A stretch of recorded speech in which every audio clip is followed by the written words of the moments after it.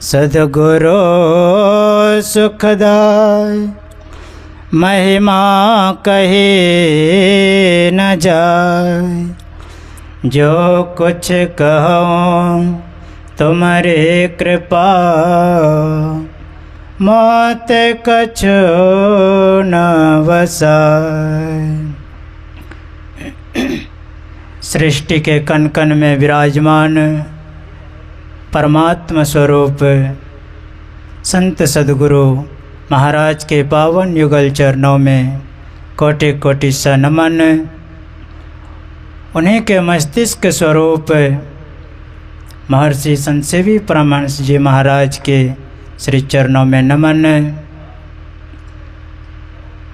मंच पर आसीन पूज्य स्वामी गंगाधर जी महाराज के श्री चरणों में नमन। पूज्य स्वामी विनोदानंद जी महाराज के श्री चरणों में नमन। और तीर्थों को भी पवित्र करने वाले संत महात्माओं सबों के श्री चरणों में नमन। इस सत्संग में आए हुए समस्त धर्म प्रेमी सज्जन वृंद, माताओं तथा भक्तिमती बहनों सबों के श्री चरणों में नमन। आज हम लोग 10 दिवसीय ध्यान साधन और सत्संग शिविर में आज का दूसरा दिन है। दूसरा दिन के प्रथम पाली के सत्संग में हम लोग बैठे हुए हैं और अभी हम लोग संत मत के नियमानुकूल स्तुति पाठ को श्रवण किए। और अभी हम लोग सुन रहे थे पाठ में कि वह परमात्मा को हम लोग कैसे जानेंगे। अभी तो हम लोग चाहते हैं कि इस आँख से परमात्मा को देखें, लेकिन अभी हम लोग सुन रहे थे कि इस आँख से जो देखने का चेष्टा करते हैं यह सब एक खेल करना है। तो उस परमात्मा को कैसे जानेंगे, वह परमात्मा कैसे हैं। तो कहते हैं वह परमात्मा अत्यंत सूक्ष्म है। तो उस परमात्मा को जानने के लिए हमको उसी तरह सूक्ष्म बनना पड़ेगा। तो उस तरह से सूक्ष्म कैसे बनेंगे, तो उसके लिए सबसे पहले है कि हम लोग सत्संग करें। सत्संग करेंगे तब समझेंगे, और समझ करके जब करेंगे तब हम लोग एक ना एक दिन उस परमात्मा को देखने के योग्य हो जाएंगे। इसमें कोई जल्दबाजी नहीं करनी चाहिए कि यह तुरंत हो जाए। यह तुरंत होने वाला चीज़ नहीं है। और गोस्वामी जी भी कहते हैं कि गोचर जहाँ लगी मन जाई, सो सब माया जान हो भाई। इस इंद्रियों से हम लोग जो भी कुछ ग्रहण करते हैं यह माया का ही ग्रहण होता है। और उस परमात्मा को हम लोग जानेंगे तो यही एक ध्यान से ही। और हम लोगों को यहाँ दोनों सत्संग का लाभ हो रहा है। गुरु महाराज कहते हैं कि धर्म कथा बाहर सत्संगा, अंतर सत्संग ध्यान अभंगा। यहाँ हम लोगों को बाहरी सत्संग का भी लाभ मिल रहा है और अंतर का भी सत्संग का हम सबों को लाभ मिल रहा है। तो यह जो अंतर का सत्संग है, इसी से हम लोग उस परमात्मा को जान सकते हैं कि वह परमात्मा कैसे हैं और कहाँ रहते हैं। तो एक बार एक बीरबल अकबर के पास बीरबल रहता था। तो वह बड़ा भक्त था।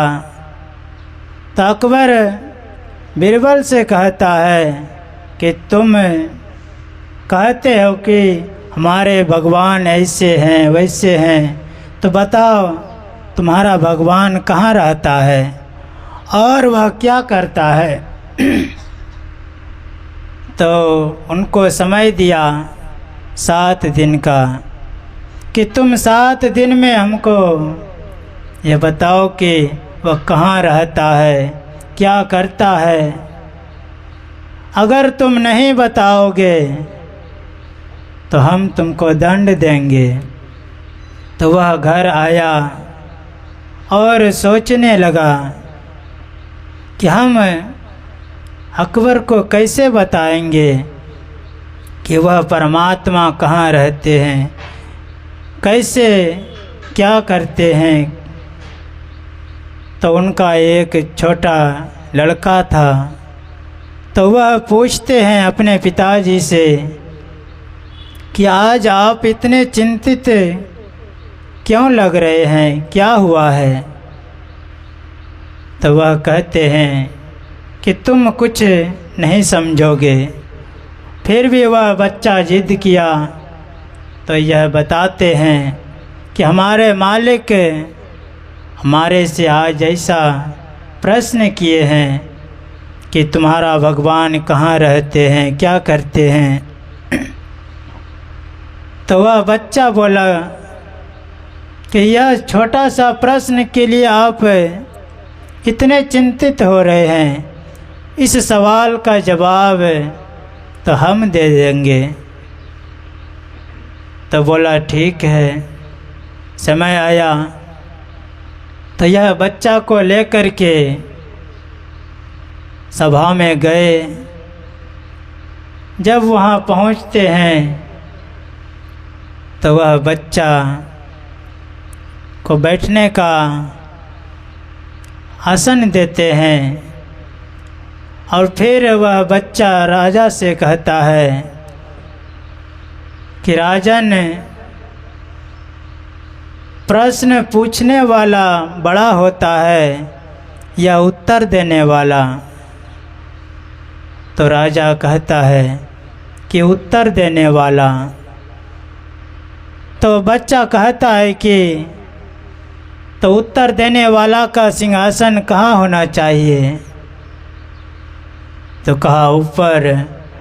तो वह राजा अपने सिंहासन पर उस बच्चे को बिठाया और वह राजा नीचे कुर्सी पर बैठा।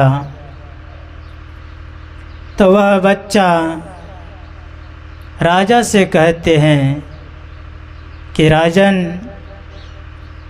आपको बच्चे का सम्मान करने नहीं आता है।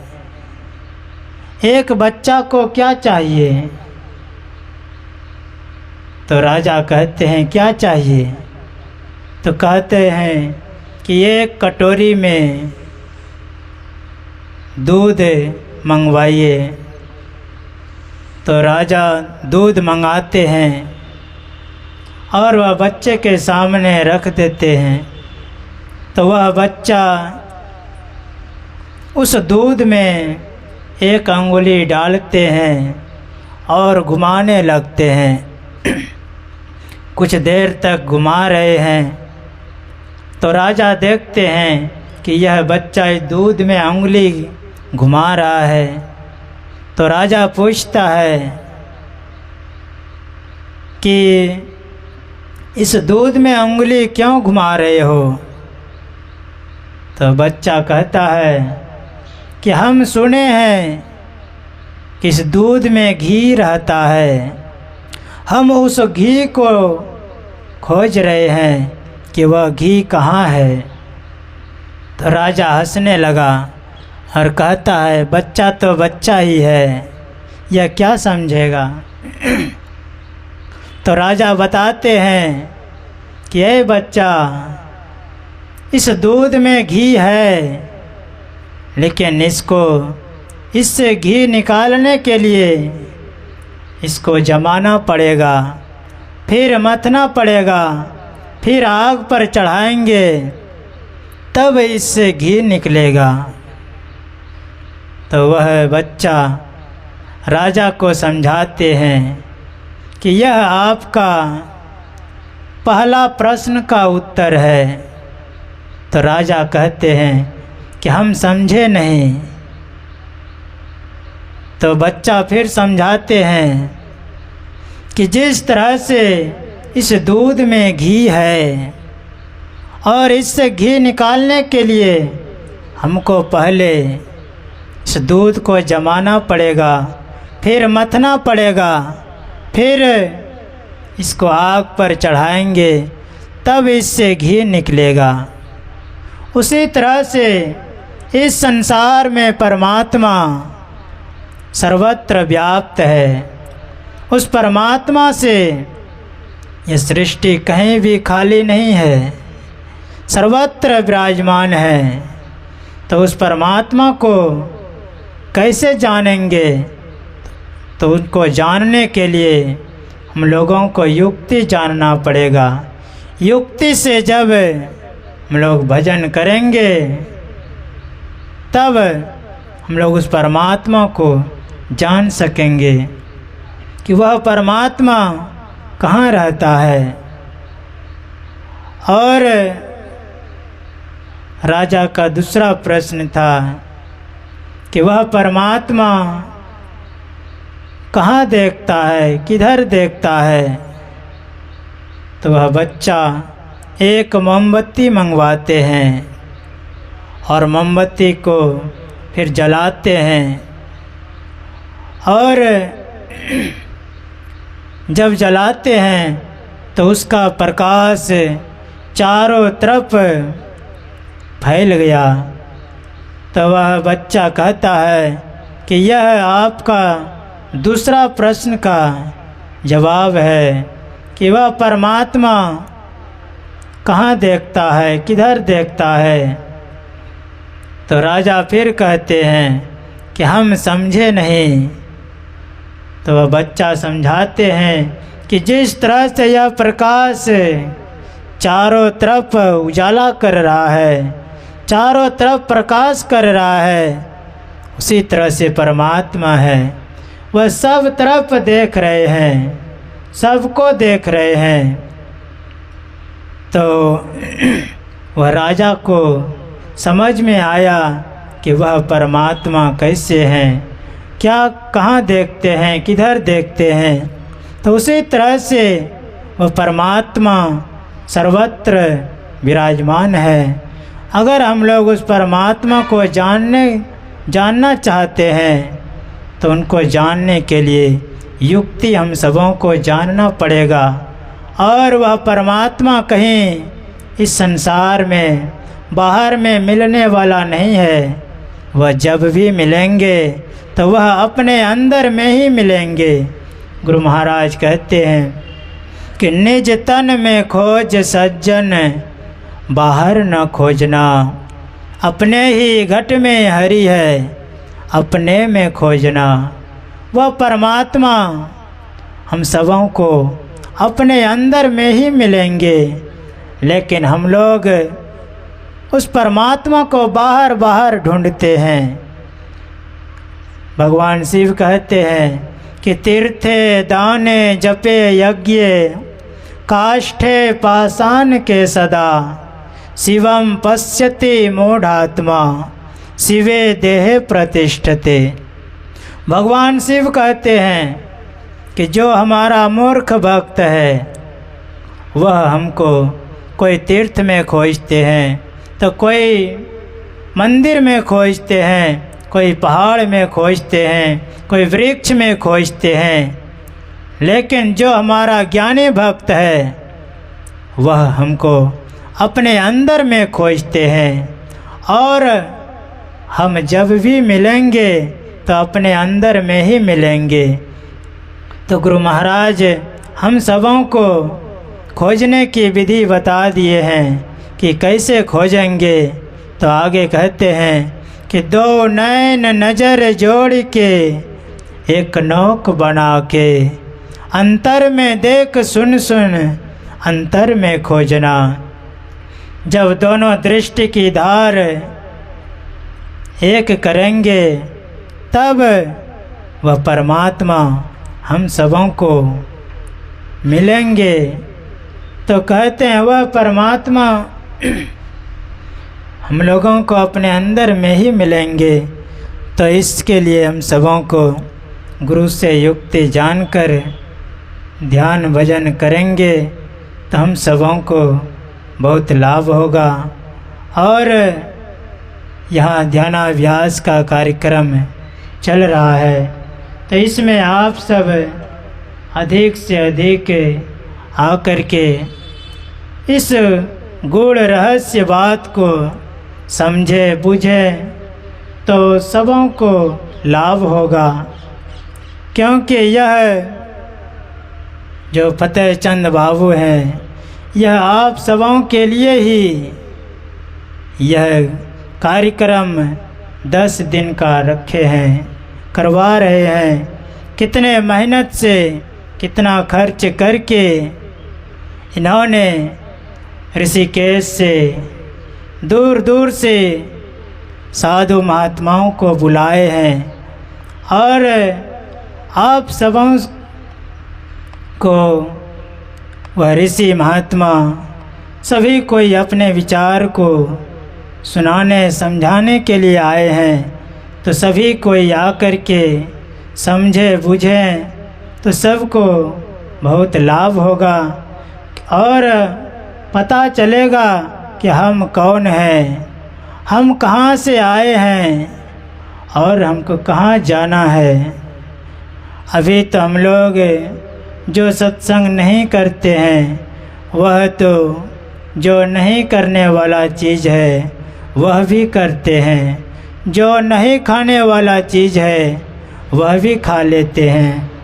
लेकिन जब सत्संग के वचनों को सुनेंगे तो जो नहीं करने योग्य कर्म है वह हम लोग धीरे धीरे छोड़ देंगे और जो करने योग्य कर्म है उसको करेंगे। कहते हैं जो पाप कर्म करते हैं तो उसका फल दुख मिलता है और पुण्य कर्म करेंगे तो उसका फल सुख मिलेगा। और लोग चाहते हैं कि हम सुखी रहें। यह छोटा मोटा सुख नहीं, अनंत सुख को प्राप्त करना चाहते हैं। तो वह अनंत सुख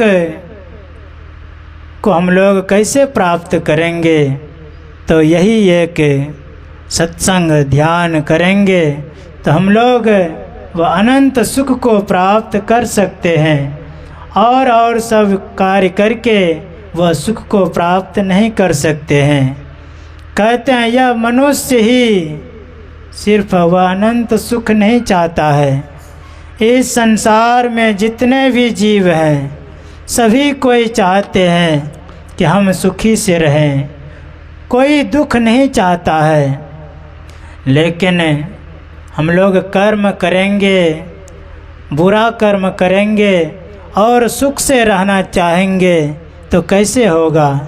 तो अगर सुख से रहना चाहते हैं तो हम सबों को परमात्मा का भजन भक्ति करना होगा, परमात्मा का गुणगान करना होगा, तब हम लोग उस अनंत सुख को प्राप्त कर सकते हैं। और जब उस परमात्मा में मिल जाएंगे तो कहते हैं कि यह जन्म मरण का जो चक्र लगा हुआ है यह सबसे बड़ा दुख है। गुरु महाराज कहते हैं कि इस संसार में जो दुख हो रहा है यह बहुत छोटा दुख है। कोई गरीब है तो वह दुखी है, किसी के शरीर में कुछ बीमारी हो गया है तो वह दुखी है। यह सब दुख बहुत छोटा दुख है। तो गुरु महाराज कहते हैं कि सबसे बड़ा दुख कौन सा है, तो कहते हैं आवागमन सम दुख दूजा, है नहीं जग में कोई। कहते हैं यह जो आवागमन का चक्र लगा हुआ है, पुनरपि जननम पुनरपि मरणम पुनरपि जननी जठरे शयनम, पुनः पुनः माता के गर्भ में आना और फिर कुछ दिन तक इस संसार में रहकर चले जाना, यह सबसे बड़ा दुख है। तो गुरु महाराज हम सबों को इस दुख से बचने का उपाय भी बता दिए हैं और आगे कहते हैं कि इसके निवारण के लिए प्रभु भक्ति करनी चाहिए। कहते हैं अगर इस दुख से बचना चाहते हैं तो परमात्मा की भक्ति करना होगा। जब तक परमात्मा की भक्ति भजन नहीं करेंगे तब तक हम लोग इस दुख से नहीं बच सकते हैं, इस दुख से छुटकारा नहीं पा सकते हैं।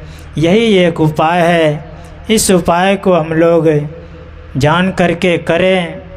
हम सबों के बीच बाबा विद्यमान हैं जो इस युक्ति को नहीं जानते हैं, बाबा से आकर के विधि को जान करके इनको प्राप्त करने का, परमात्मा को प्राप्त करने का, परमात्मा में एकमेक होने का हम लोग अभ्यास कर सकते हैं और एक ना एक दिन हम लोग उस परमात्मा में मिलकर एकमेक हो जाएंगे और यह आवागमन के चक्र से हम लोग बच पाएंगे। श्री सद्गुरु महाराज की जय।